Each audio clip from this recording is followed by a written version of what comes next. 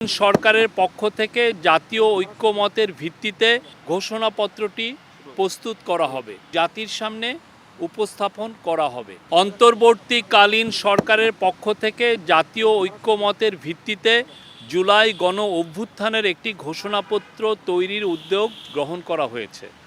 জুলাই গণ অভ্যুত্থানের মধ্য দিয়ে গড়ে ওঠা জনগণের ঐক্য, ফ্যাসিবাদ বিরোধী চেতনা ও রাষ্ট্র সংস্কারের আকাঙ্ক্ষাকে সুসংহত রাখার জন্য এই ঘোষণাপত্রটি গৃহীত হবে।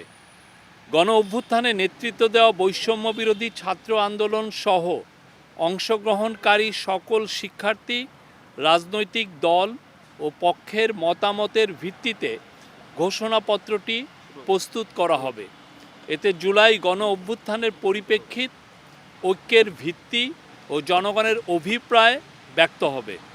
আমরা আশা করছি সকলের অংশগ্রহণের মাধ্যমে কিছুদিনের মধ্যে